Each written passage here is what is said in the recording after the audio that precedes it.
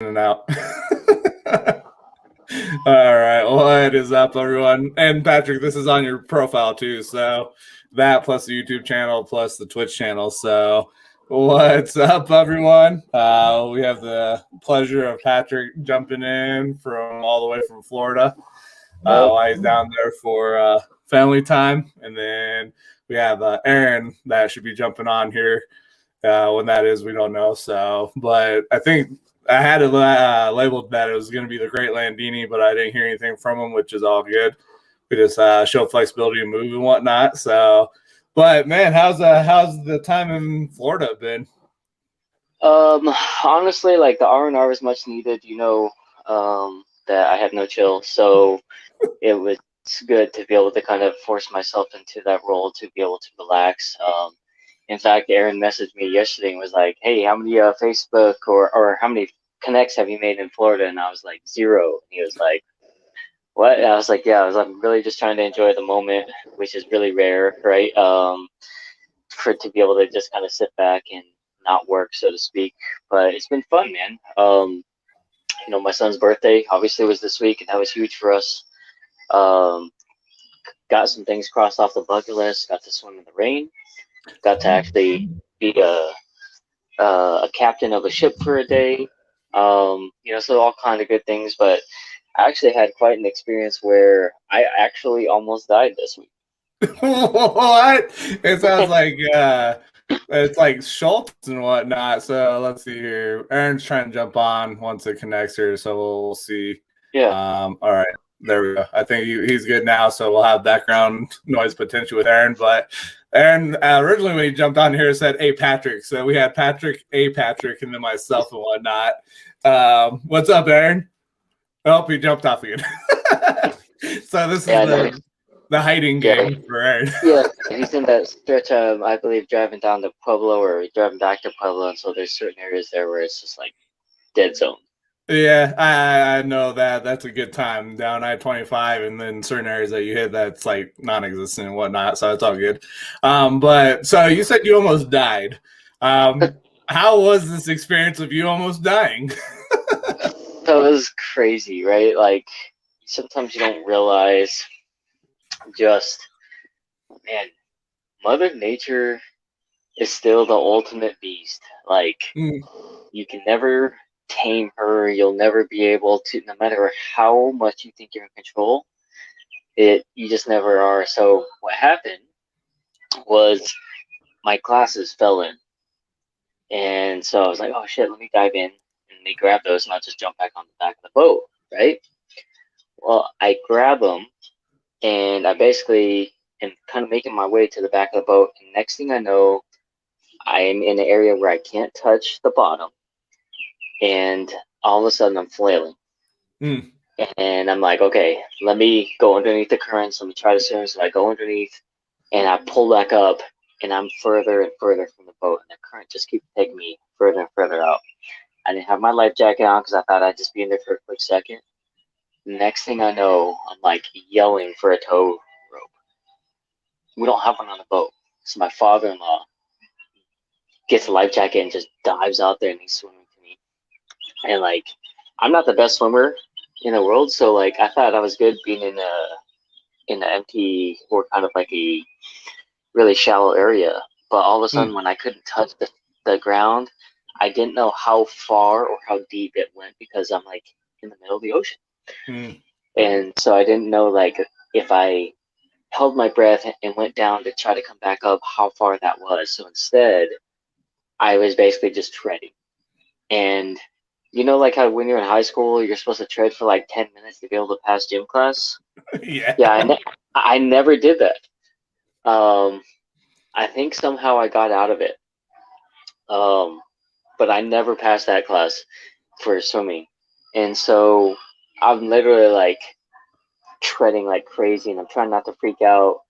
I'm trying to catch my breath and trying to slow it down. But like as I'm going through, like, and I'm trying to like go underneath to kind of swim a little bit further, like into it to try and catch up a little bit and close the gap. Like I find myself trying to control my breathing because I realized I was freaking myself out. And so I'm trying to slow it down and just like underwater, I'm like, like but then I'm like coming back up, trying to call for help, and then my father-in-law like jumps out there and brings a life jacket, and like we're both kind of like swimming there, and we get like closer and closer, and then all of a sudden a boat comes by asking if we need help. My father-in-law tries to swim to the boat, lets go of the life jacket, and then all of a sudden he's stranded and he's flailing. And I'm like, oh no, this is crazy, right? So finally he was able to get on the boat. In that meantime, like I was just holding on to the life jacket, trying to swim a little bit closer and closer.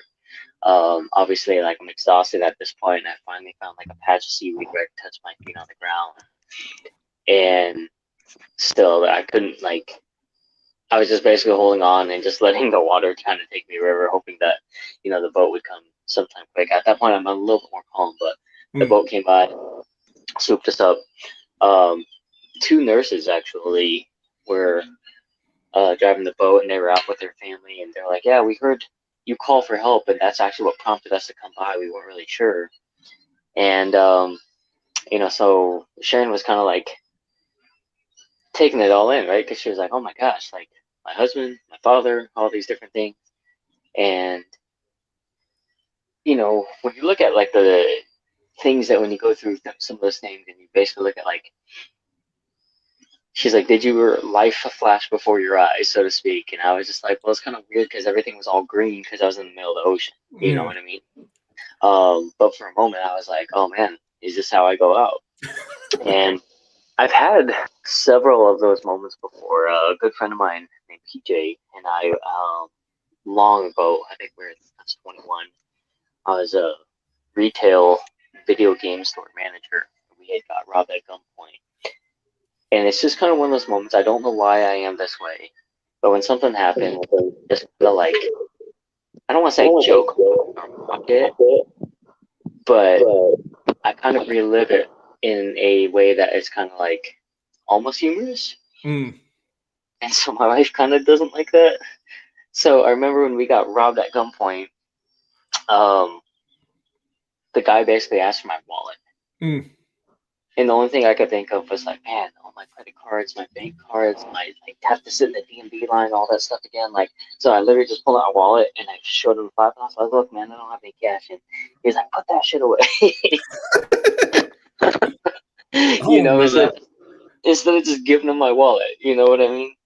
And so it was kind of like the same thing. After my wife was like, "Are you okay?" Like she goes, "It just happened so fast." And I was like, "Yeah." I was like, the ocean, I was like, it's not something to be messed with.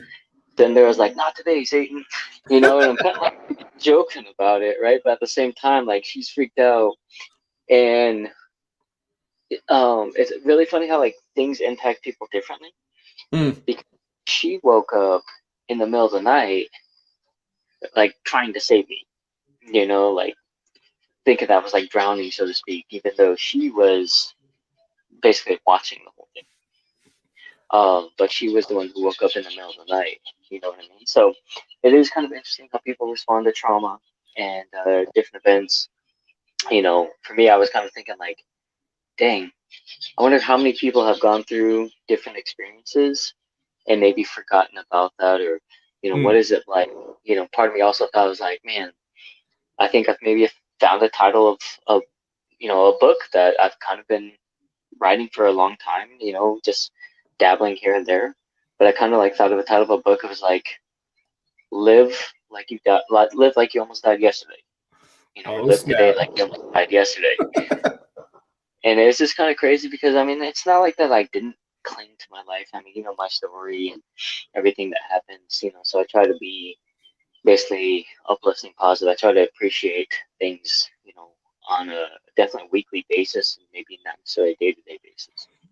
But to kind of soak in a little bit more, than normal, and to be able to turn around and say, you know what, I am going to make sure that I'm in that moment. I'm going to go ahead and share that moment. And that, do I really have position to complain about maybe that not being the greatest meal of all time? Do I have the ability to basically say, yeah, the dude was super shitty to me and walk away from it, like, whatever, it's fine? or be like, let that bother me, and so I think that's been kind of like the big lesson for me here with the remaining days that I have left in Florida, is just kind of sit there like, there are so many petty things that we worry about on a day-to-day basis, right?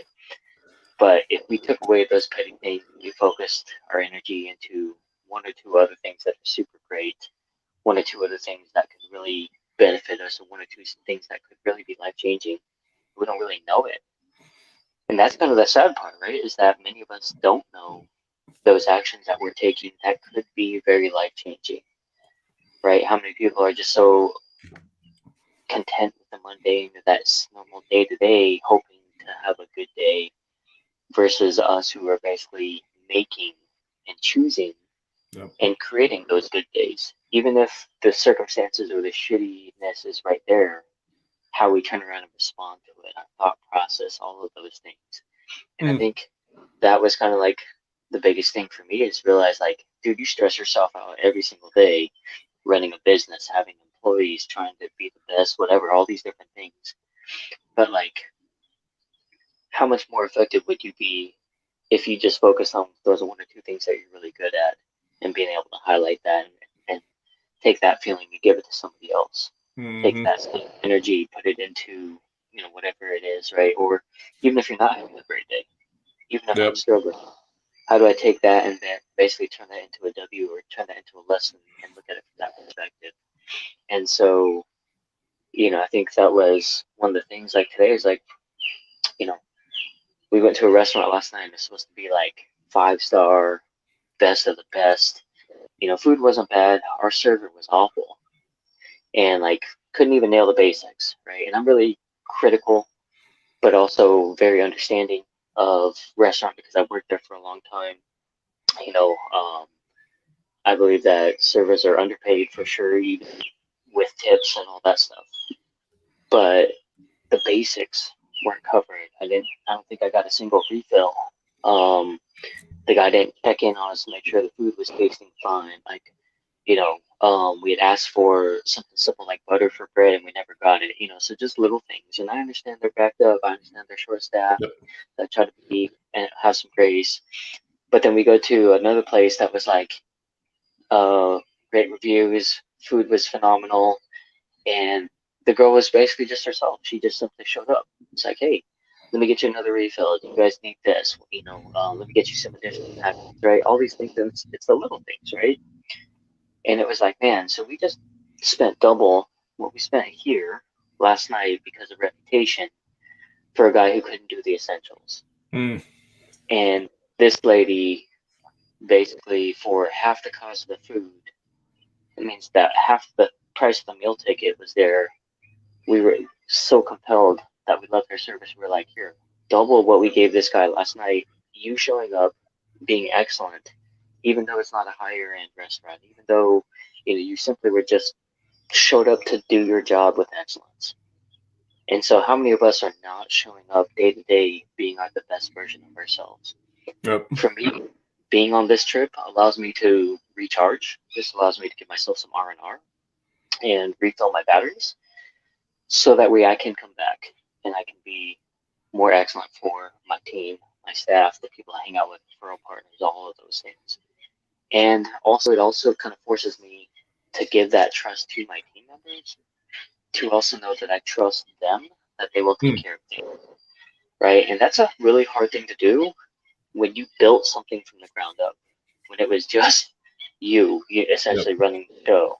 So to be able to turn around and say, I trust you enough that you guys will handle it today, for the first time ever, I forwarded every single phone call from my number to a different number.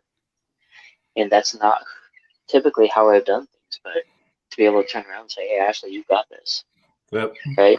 What does that say about my trust in her? But what does that also say about being able to relinquish that, right? To know that, you know what, this is my baby. You have my complete trust to take care of my baby. And that, I think, has been the biggest lessons to go with everything. So I've been using a hashtag on Instagram, basically the Florida vibes. And it's crazy because we went for a walk this morning on this private pier. And the pier was like, it's so awesome. It's like 6 o'clock in the morning. I don't know why I go on vacation. I wake up earlier. Super weird. But we went on this thing, and it was awesome because I was just like able to soak in all the appreciation that I have for everything that's happened this week, the good, the bad, even the this experience of almost drowning. Right, I was able to kind of soak it in and just be like, I'm just so thankful for every moment. If I'm closer to death, if I'm closer to greatness, if I'm further away from, the bad things and, all of it, like it just kind of really hit me. So as I'm sitting here looking over kind of like this cove and I've got the sun setting and I've got, I think we had a raccoon around here somewhere. I was kind of like taking all this stuff in. I'm like, man, I'm so thankful, so grateful for the experience, but also kind of look at like how productive my week was, even outside and being on vacation. Right, I've got a meeting with somebody who's coming on to be like a life coach on Friday, right, and that came from me sharing my story on an online platform. I do remember that. Yep. Yeah, I've got potential referral partners to connect with when I come back because they've seen not only how much the agency and myself has been tagged, but now they're also like they've seen the lifestyle of who I am, right? They've seen the positive vibes and the celebrating wins of other people. And so I had somebody turn around and say, I saw an insurance post today from you, and it was a gentle reminder for me to reach out to you to get quotes done, but also to look at you as a referral partner for my clients, right? And this particular person kind of works in Broadmoor Cheyenne area, right? Which is kind of that's kind of my ideal clientele. Also had somebody turn around and basically say like, I didn't realize all the things that you do, but it's so cool to see that you have what seems to be on the surface a well organized machine. I'm like, dude, I'm trying to figure all that stuff out, if I'm being honest. Yep. But what's awesome to know is that even as disorganized as I may be, that we're doing great things as a unit, right? Not just me individually, but my team, my partners, people, obviously you and I are growing some really big stuff. But to be able to kind of celebrate with every single person on every single platform that I've connected with, to be able to say, you know what, everybody's going to do great things. It's just a matter of time, and we're showing up in a big way. I was super excited to share all the stuff that we've done, and we haven't even got to the meat and potatoes yet. It starts Thursday for sure for just the start. And just realizing that, man, a lot of people kind of need what we're doing. Watching people kind of be in that static mindset and mentality, I think that was kind of like my comment to Sharon yesterday. And again, I respect servers so much because I was in there and I worked really hard in the restaurant for a long period of time. But I told Sharon, I was like, as bad as the service was, I was like, the disservice really is that he himself was so focused on trying to turn tables really quickly because he thought that was what he needed to be able to go ahead and make the most amount of money. Yep. And I was like, and easily anybody else that's been in the restaurant can tell you that if you deliver really great service, it's always the ones that you least expect it from where they leave you the really great tip, right? Yep. There's also the verbal tippers. I don't know if you've ever worked a restaurant, but the people before they pay, they always tell you you're the most amazing server that they've ever had, always leave you the cheapest tip. Right? So I do my best to make sure that I'm not just a verbal tipper, right? Yep. But trying to be able to do that. I also try to make sure and leave proper feedback. I think that's super important, especially as a business owner, being able to relinquish and stuff like that. So it is perfectly okay to let people know if maybe it wasn't the best. You don't want to go and destroy their lives. My goal is not to go ahead and get this guy fired. It's just and leave proper feedback to say, hey man, I think that maybe tonight was not your night. I understand that you're super busy and I get it, but based off of the reviews and information, you didn't hold up your end of the bargain. Take that with a grain of salt. I know that you're super busy. You prioritize everything that you need to. Other than that, food was fine, everything. And again, I don't think he cared. But at the same time, I had the other girl who was amazing today, and we basically just said, look, all the time that we've been here down in Florida for just a few short days, hands down, you were the best service that we've received so far. And keep up what you're doing. And again, does it, in the grand scheme of things, do my words match the tip that we gave her? I definitely think so. Was she super appreciative? Absolutely. And to be able to take that, right? And again, did I do anything outstanding to go out of my way? No. That's something that everybody can do in their day-to-day lives. But to be able to go ahead and just kind of do that, who knows? Maybe that was the extra push that she needed to keep going. And again, you just never know how you're going to make somebody's day. No, that's true. I think that's very, very true. You just never know the impact of your words, and just saying something to somebody that could be that one little thing that they need. So we do have some comments. They're not showing up on this end, so I've got the phone right now so I can see the comments here. So we got some coming in. So Cindy Palmer says hello there. I don't know if Cindy's still on, but what's up, Cindy? And then we got Patrick Massey. Let's go. Dreamer Cypher in full effect. He said you should have got it in a Bruce Lee stance and you would have been good. He was talking about when you were drowning, almost died. And then he's got the laughing, really like pouring tears down his face emoji right now after that. So, that's one of those interesting things when you think about that experience and being in the entrepreneur world, because we've talked about that a little bit about Two Native Sons and what we're doing. And you're like, what do we need to do? So my question is, once we get through here, is that piece there. Aaron said, sorry, guys, keep getting booted. Ashley, I literally just remembered something that happened to me as a child a few months ago because it was so traumatic. I literally forgot about it. So funny you say that. Well, not funny, but... And then you got Patrick. Our traumas make who we are. And then let's see. He was talking about the service that you received that wasn't very good for the 5-star. They didn't have the decadent customer service. He said, I'm so mad I didn't get an invite, Patrick. I thought we had something special. We share the same name, Patrick Massey. We share the same name minus the K, but let's not get into particulars. And then Ashley says yes with 3 S's and a couple exclamation points. And so, yep, we got to do what we got to do right now. But love the comment, love the interaction here. Excited really because I know we got some big stuff coming up and we've shared it. And next week's going to be huge. I'm excited to have freaking little beat on just as a young kid and being able to hear his excitement and whatnot. So we're excited for that. But when you look at the situation that you dealt with in the ocean, no life jacket, and trying to tread water and try to stay above and not die, when you look at that with what you've gone and done as an entrepreneur and in that world, what's the correlation there between you almost dying and what you've had to deal with as an entrepreneur building the agency and what we're doing with Two Native Sons? It's so funny that you say that because you kind of think about like sometimes you feel like you're on an island as an entrepreneur, right?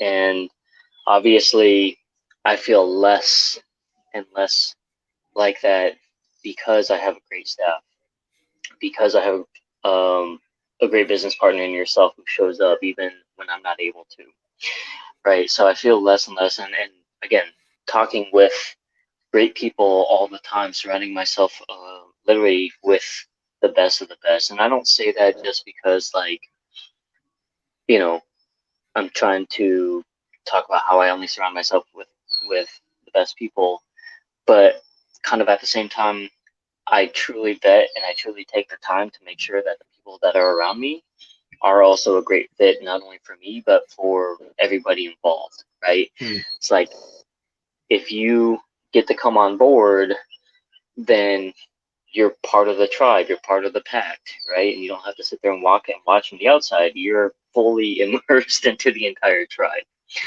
right? And so it's like, hey, well, I may have a lender who's, guess what? Now my entire team meets, my business partner meets, and everybody meets. So guess what? Now you have the entire support for everything from everyone. Yep. So when I look at kind of that, part of me was kind of like, I can't go out like this because I have so much unfinished business to do, right? Part of it was also like, what does my son get to watch from my reaction to this? Can I sit there and basically let it drown me, pun intended? Or do I recover from this stronger? Do I recover from this?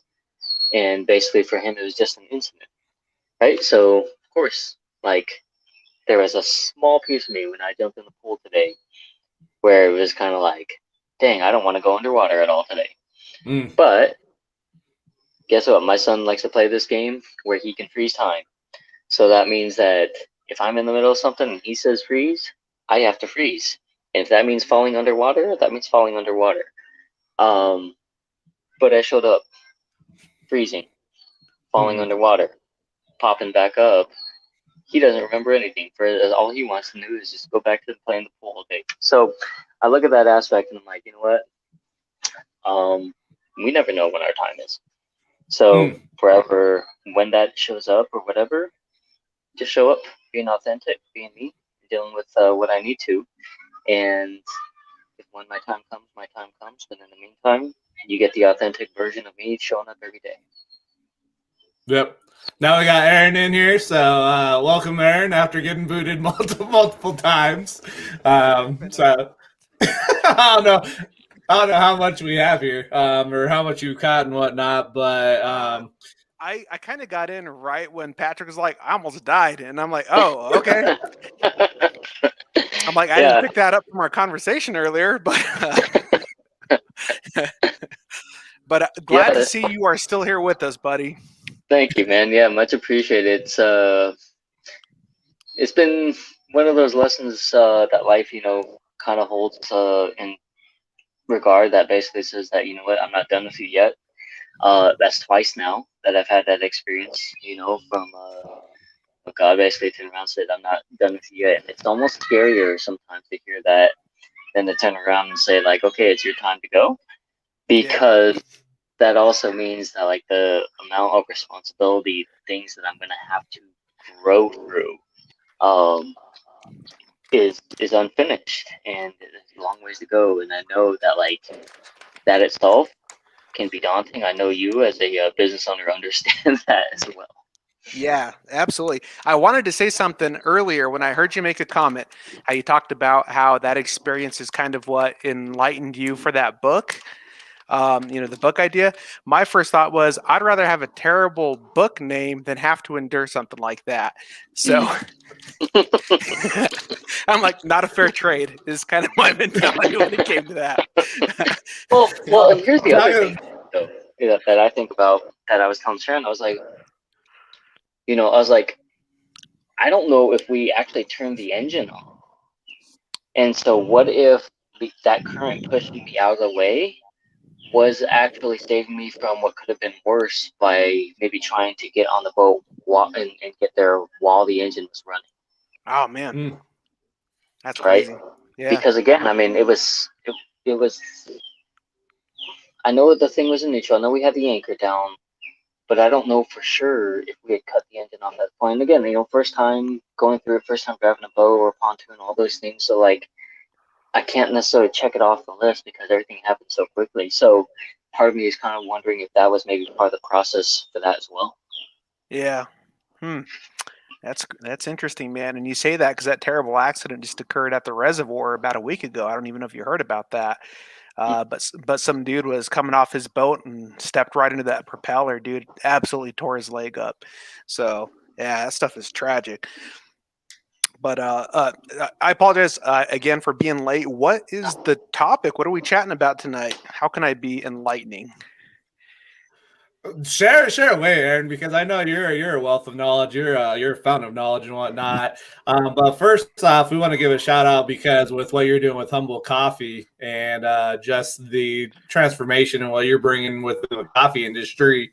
So give a shout out there if you want to give a little plug for what you're doing there to let people know if they've never heard of your facility, go check it out because I know you've got some stuff on working on. I don't know if you brought it out yet. Patrick shared a little bit about your ideas with some bags of coffee, buying drinks, and all that. So I'm not for sure if that's launched yet.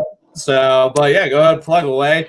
And we already know your wealth of knowledge. So whatever you bring up is going to be great for the conversation anyways. Yeah, well, thank you. I appreciate the opportunity to share a little bit. Yeah, not a lot of it has necessarily been made public, but not for any particular reason other than we're not ready to kind of move into things.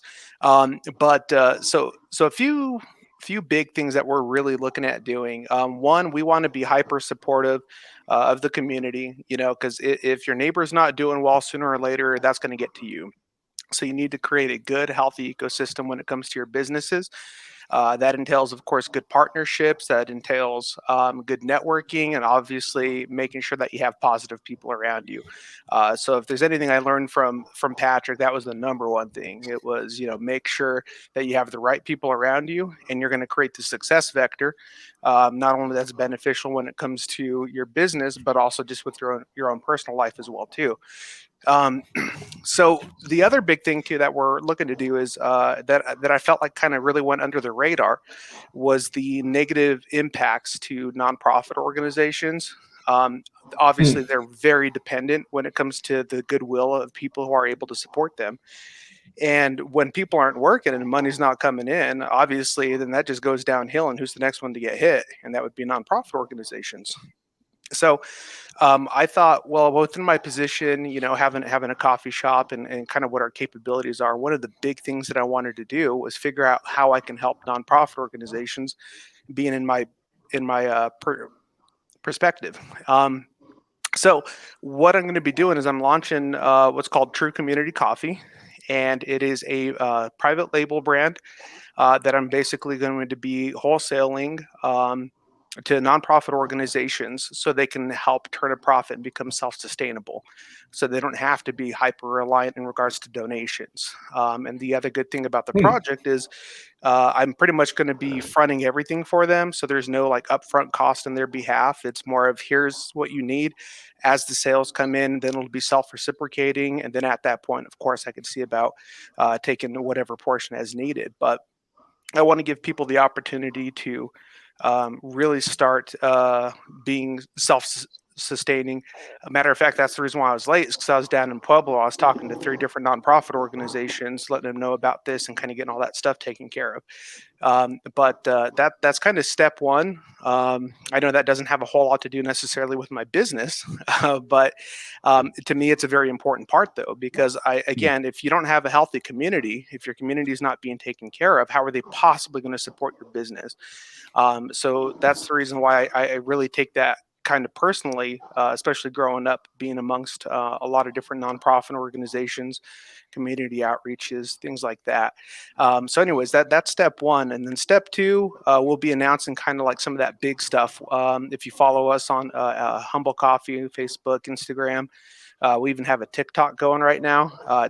Don't expect to find me on there dancing. All right, because that ain't gonna happen. But yeah, no, we're finding different ways and outlets for us to get information out to to our followers and figure out different ways that we can help support not just the community, but of course continue to grow our business as well. And the better off we end up getting, the more I want to push that on over to not only my community but my employees, and kind of make that a good, nice, healthy ecosystem when it comes to business, if that makes sense.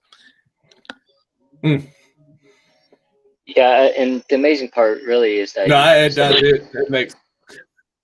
Yeah, well, and you talk about how it's not necessarily about your business, but at the same time, it's like your business is always going to be surrounded by where your heart is, right? And for people to see kind of where that final destination, or at least one of the bigger platforms of part of your business, is giving back to nonprofits, right? A lot of times people wait till after they've started to succeed or in maybe a better position. And again, there's nothing wrong with that. But for you to already walk into a place that's kind of established and then turn around and say, you know what, we have a unique opportunity to help now, is incredible. So I love that. Obviously, you know, you and I have been, I've been privy to kind of hear a lot of this stuff more so behind scenes than others, but I'm really glad that we can kind of start putting it out there a little bit more publicly now, and at least start here on a podcast. So we're thankful for that. Scott, when you hear some of the things, you know, just in that small but really fulfilling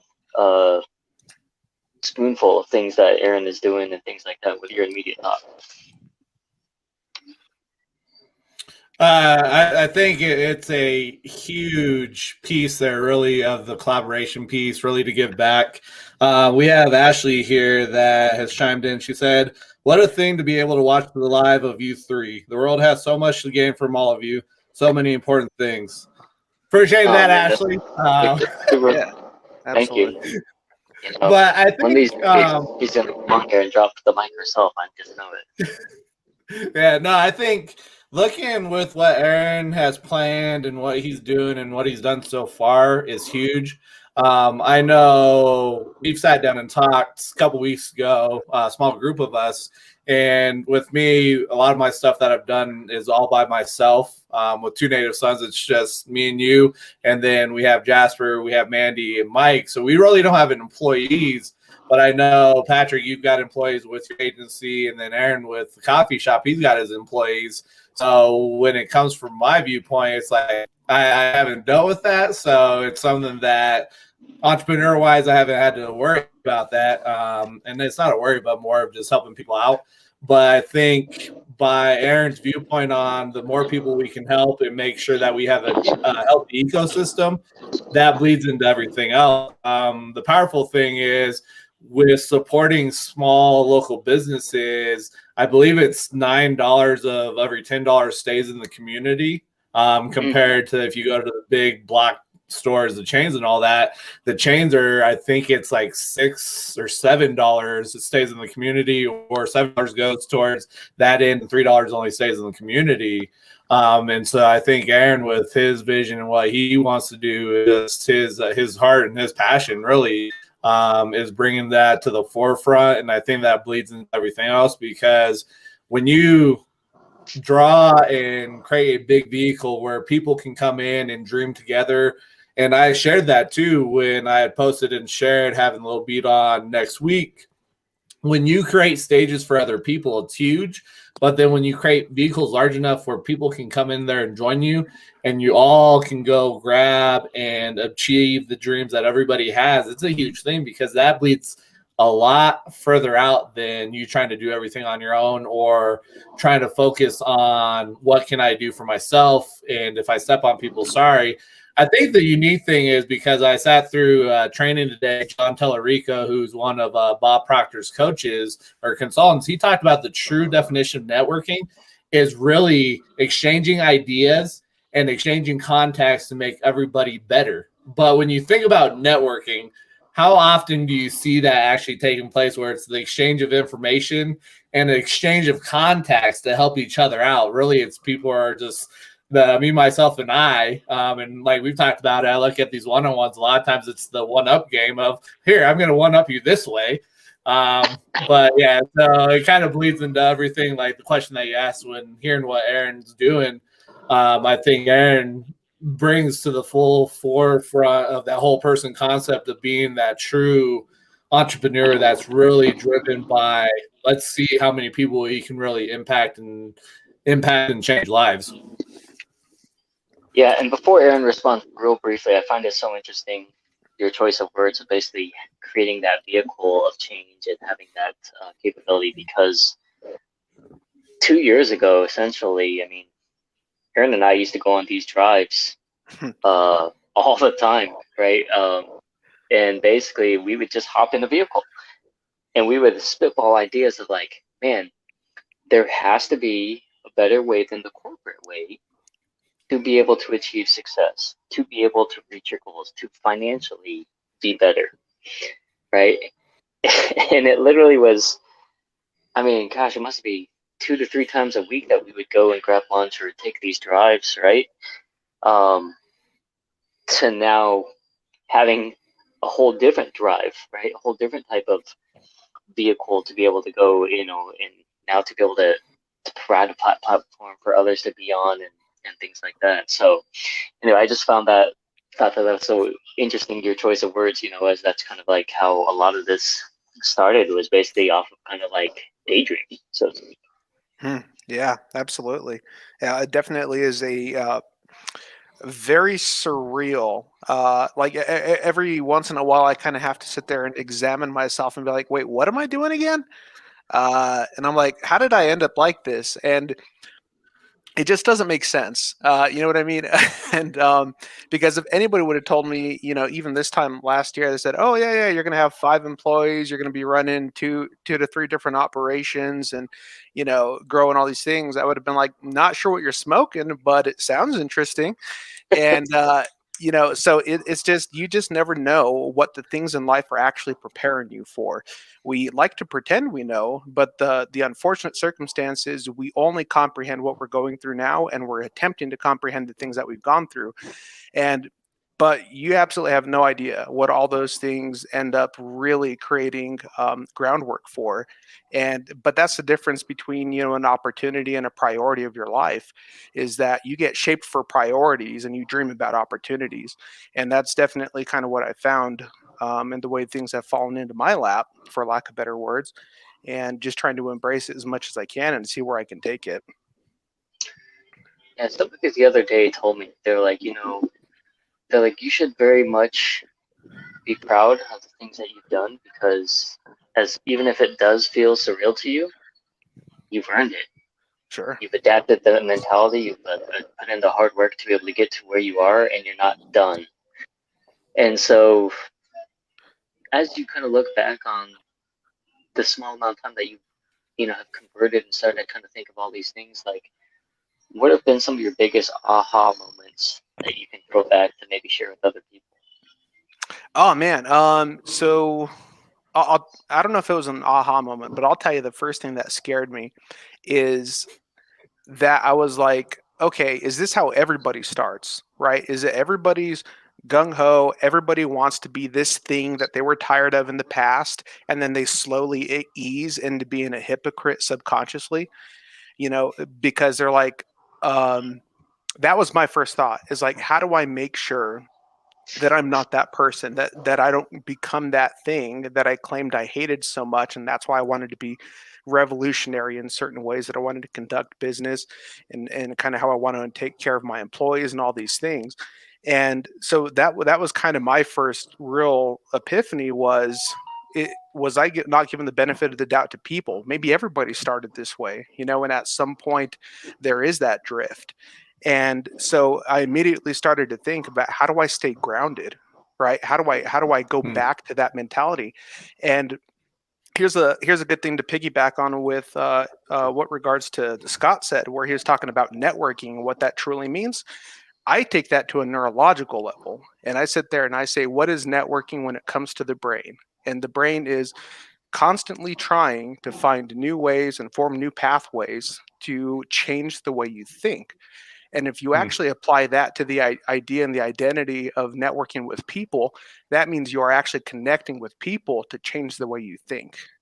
And that is how I'm trying to apply that if I continually stay on that ground level, constantly networking with other people that maintain a passion for business, then I will always have that thing facing me to say, this is why you're doing it, right? This is how Hmm. you avoid being a hypocrite. Don't forget your roots, because if you never leave your root structure, that's always going to be there to remind you.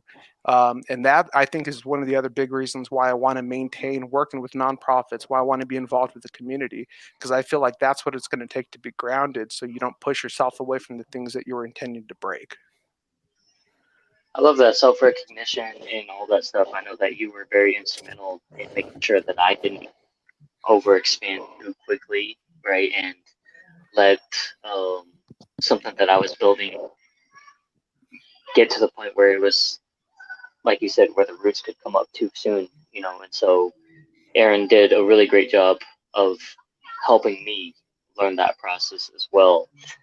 You know, I look back because there were certain times and certain things where we had opportunities that came up really early, but I think that the struggle to be able to catch up, the struggle to be able to keep everything and continue to build it the way that we wanted to with excellence would not have been there. And now I'm kind of a bit more in a position where I can kind of recognize or gather the feedback to recognize maybe strengths, maybe weaknesses, or areas of opportunity, you know, directly from the people I'm working with.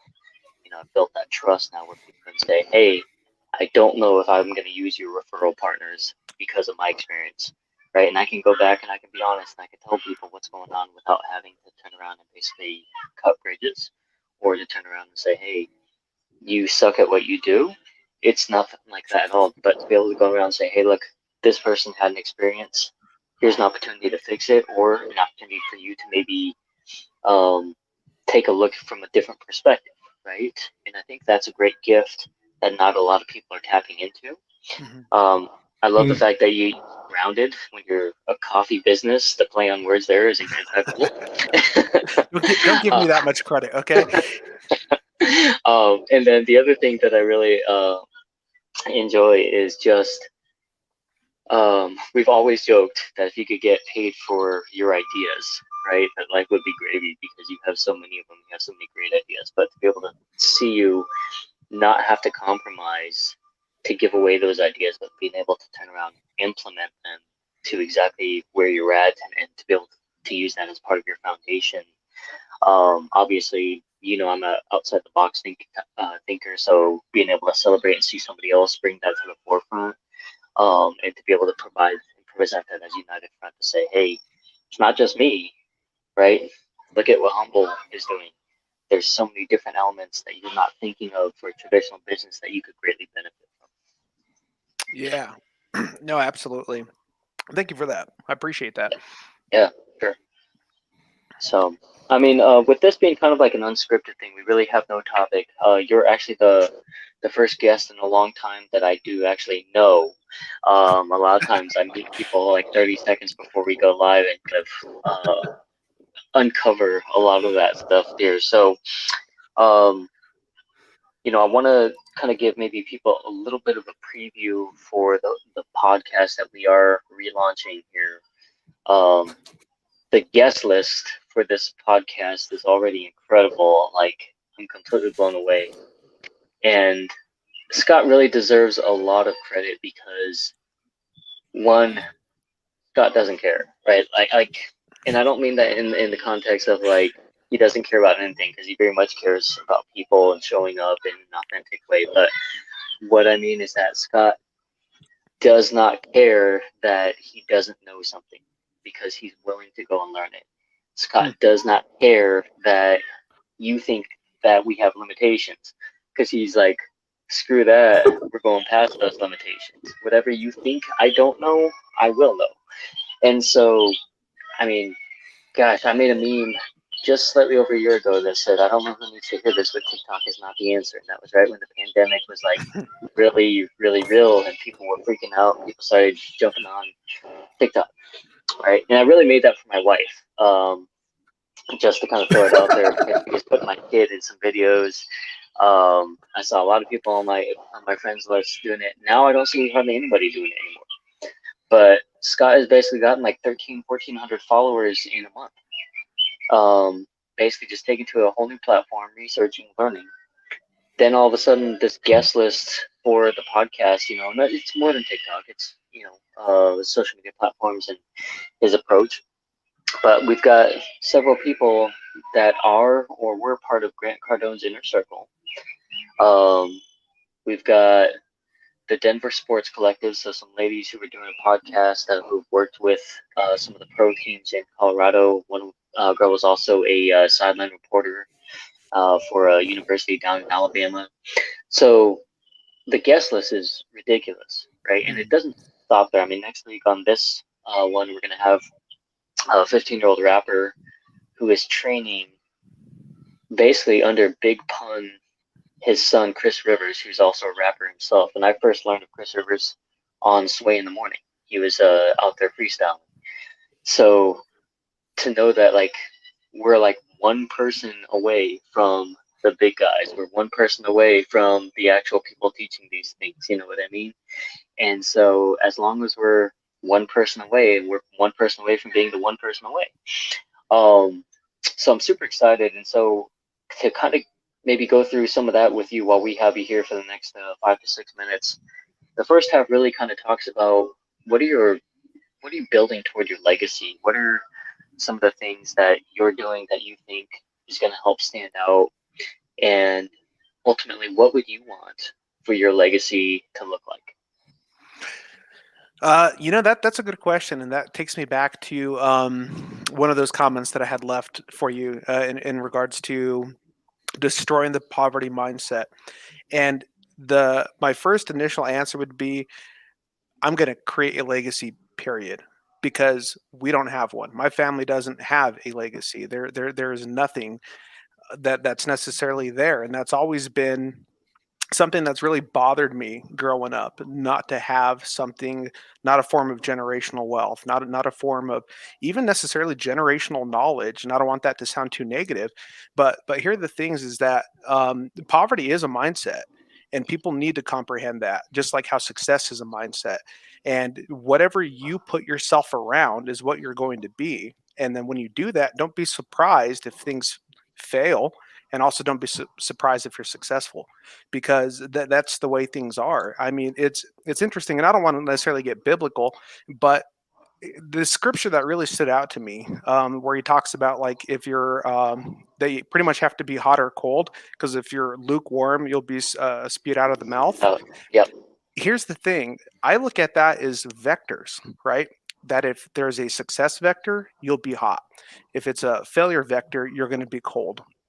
But if you're right in the middle, you don't have a place. And that's that concept of not being in an area where you belong. And that's kind of how I translate that, and how I kind of look at it. And that's my perspective. So you do have to pick and choose one or the other. You can't sit there and ride the middle and expect good things to happen to you, right?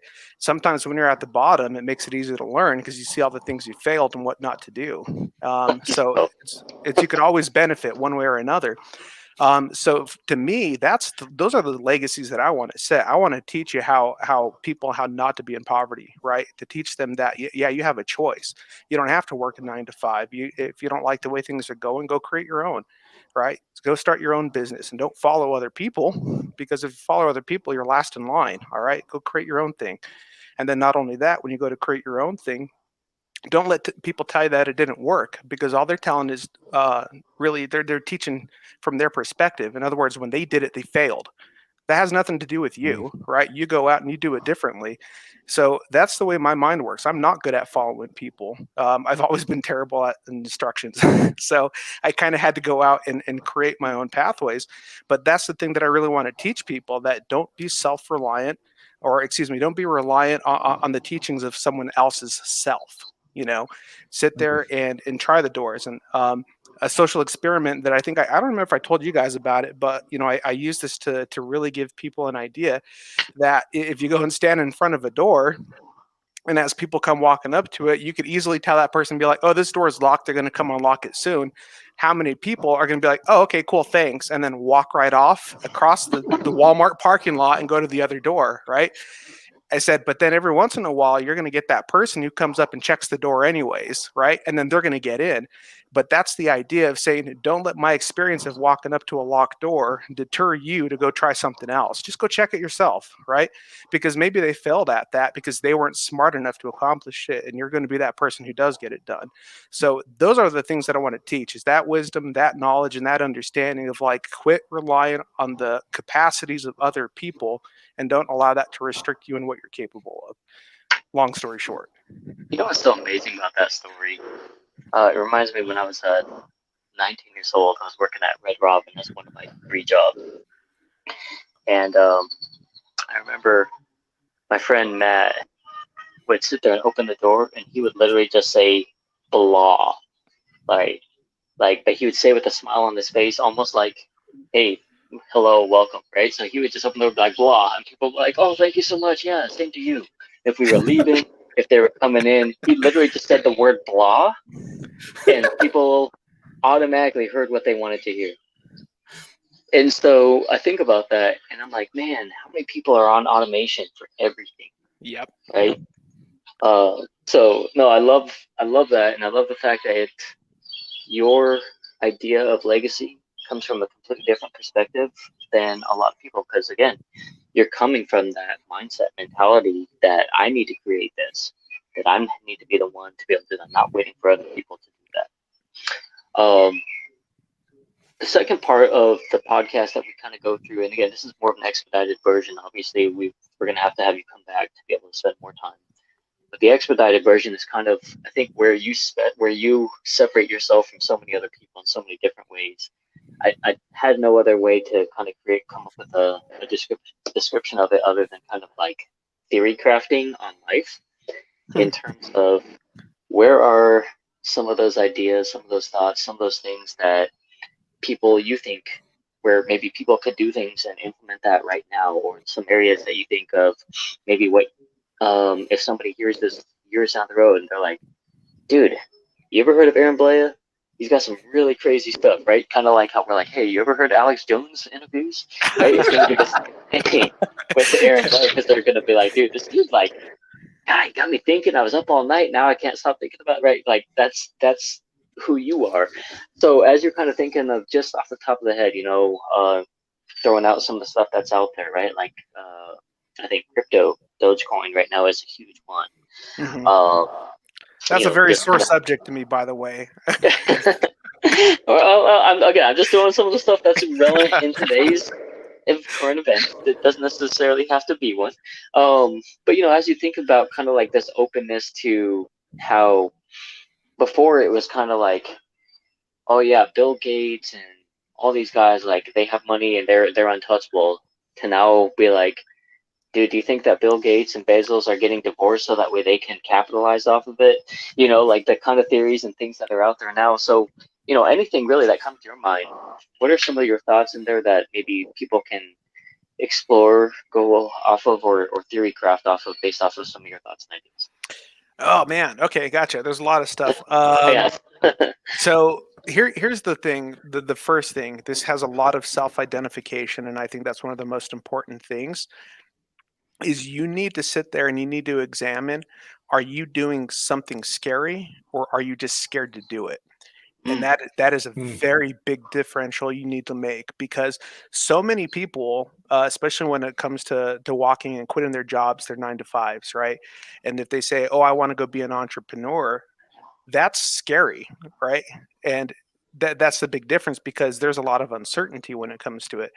But how many times in life are you held up just because you're scared to do something, not necessarily that what's going on is an actual scary thing?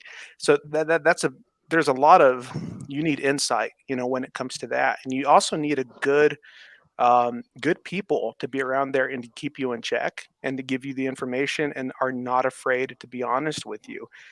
Don't surround yourself by a bunch of yes men, right? Because if you create an echo chamber, you're absolutely never going to leave it. Because all you're going to do is hear about how good you are and why you're doing the right things and all this. You need people to put you in check.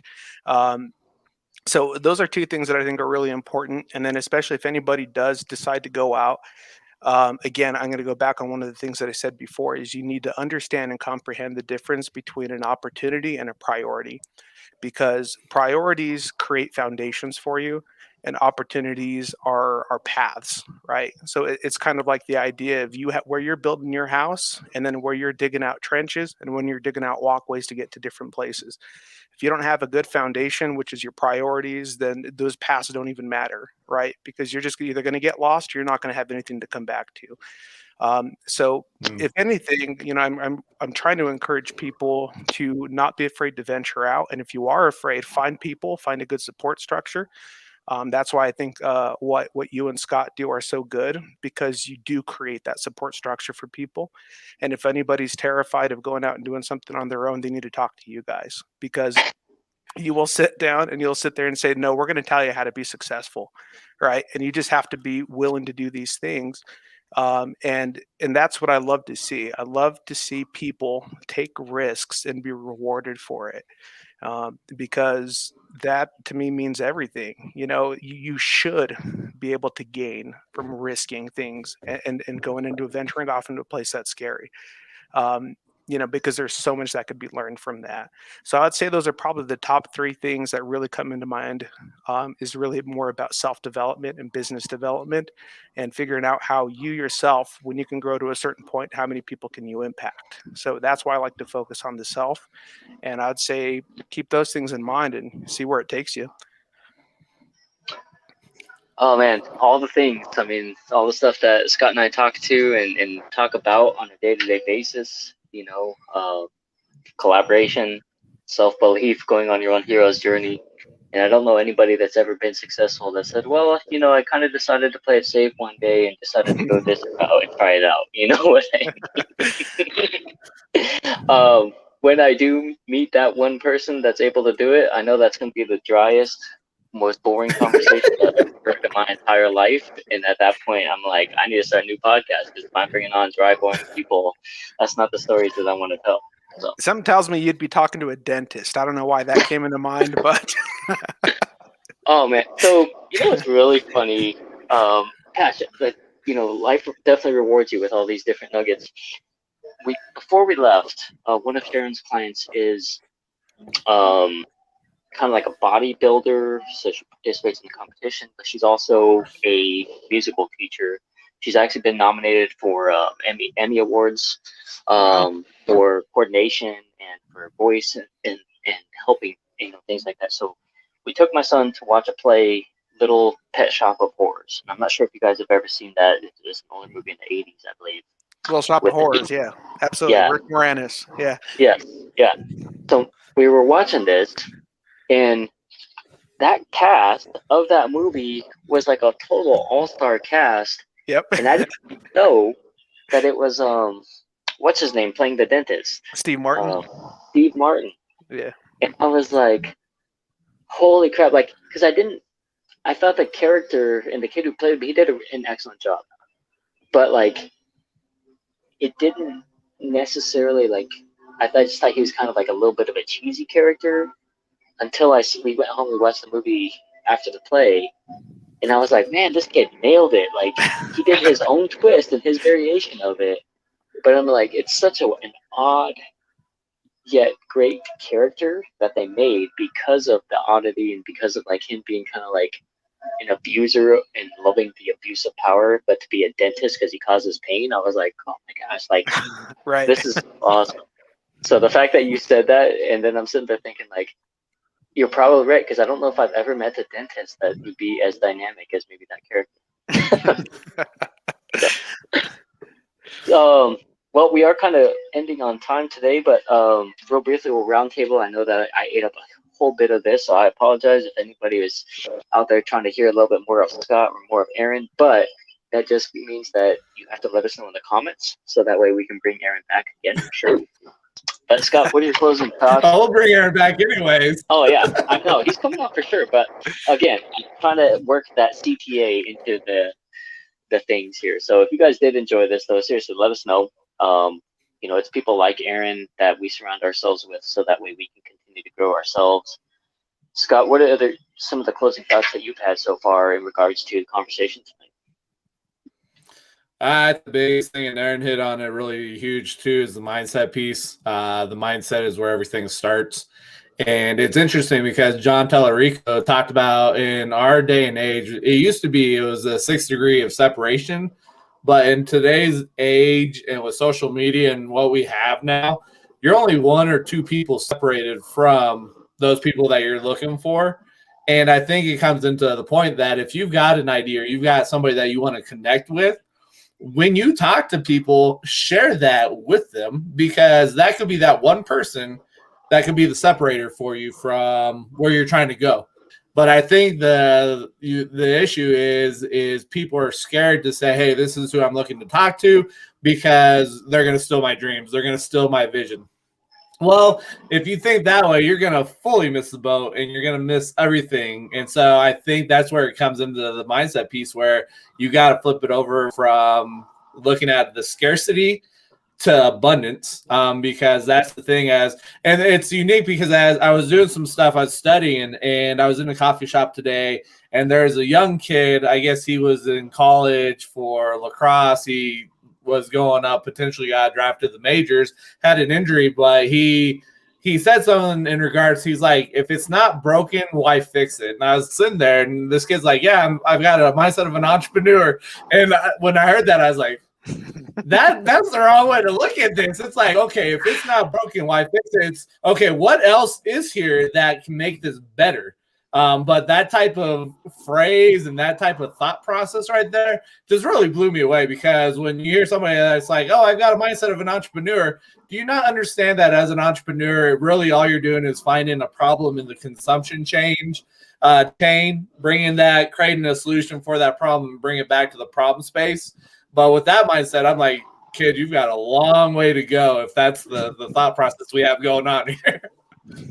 Well, and the true definition of an entrepreneur is somebody that risks it themselves, right? So they use their own money, they use their own resources, they put up themselves or what they own as collateral. Anything else is that term that people get really offended of, but it's that entrepreneur, right? Somebody who wants the idea of being an entrepreneur, but they don't want to put their own efforts, their own money, and their own stuff. And again, there's nothing wrong with having those entrepreneurs, because that at least they're understanding of that growth mindset. But it's also that fear factor that may ever hold them back from actually achieving true greatness or truly being able to be themselves and doing the things that they want. So, but yeah, great point for sure. Aaron, what about you, man? Hopefully you had a good time, and just kind of let us know some of your closing thoughts. Yeah, I wish I had more opportunity to talk to you. Also, we'll definitely have to schedule another one down the road. Maybe we'll even do some dream work. You know what I mean? I know we had talked about it in the past, but I guess the only other thing, man, it's really just understanding two things, right? It's that you have control of certain things in your life, and that is, you can't control your environment, what you come across. You can't control any of that. What you can control is how you respond to things. It is definitely one of the biggest things, right? And that's what you have to keep in mind, because one of I think the biggest problems in America today is the fact that we have thinking disorders. And by that, I mean that we see something and we process it so incorrectly that we get too emotional, that we don't that we don't want to tackle things in a more logical manner, or that we're not open to expressing the fact that what we see is probably not the right thing. And that's why you need that the feedback from peers, from friends, from family. And as friends, family, and peers, don't be afraid to speak up to people, because if they're just simply, say maybe in a woe is me type of mentality, or they're in this failure mentality, or whatever the case is, you need to call people out on that stuff. And because they're never going to change if they don't understand that their calibration is off. They don't think they have a problem. Just think of how difficult it is for you, to overcome certain things. But also think of how important it is for other people to step in and sit there and say, hey, man, I don't think you're okay. Or, I don't think you're processing things the right way. Or maybe you need to understand and ask yourself, are you really happy with what's going on? And a lot of it is thinking disorders, that we just process incorrectly, and we need to focus on that and go from there. Never do things out of animosity, do things because they're going to make you better, not because you have something necessarily to prove. But I'll leave it at that, because I can probably talk for hours going on tangents. I'd really look forward to doing something else. Maybe we could find a few people out there that maybe have some dreams that they really want to break down, and I can hopefully do a little work on that. So yeah, no, absolutely. Thank you so much, man. Again, I've been privy and been blessed enough, with our friendship to be able to hear a lot of these things, and to see it come to fruition is amazing. And so I'm glad that we got to share that with other people in the world today. But yeah, guys, if I think about what we call projections, right? And I think it's easy to say, show up with persistence, show up with excellence, show up with consistency, and that's just part of the puzzle, right? But a lot of it has to be your mindset that you actually see and envision yourself getting to that next stage, but then being able to take that leap and that opportunity when it comes. And I think that's just kind of that next level in that evolvement process if you really want to go there. So that's something you're interested in talking with all three of us would be, I know we're big proponents of that, but we're also big supporters and have all gone through that ourselves. So if that is something that you have interest in, leave a comment, reach out, shoot an email, DM, whatever. Find us on all the different platforms. Again, you can find Scott on TikTok. We got Humble now on TikTok. What's the username for that? It is Humble Bee Roastery. Perfect. And then what's your Facebook and Instagram? Facebook, you can find us just as Humble Coffee for now, but we will be transitioning to that as well. Okay, perfect. All right, guys. Thank you so much for catching that the Dreamer Cypher. We will be on next week. And again, you guys definitely don't beat, man. Yes, incredible. So, all right, guys. We'll catch you next time. Thank you so much. Appreciate it. See y'all. Later.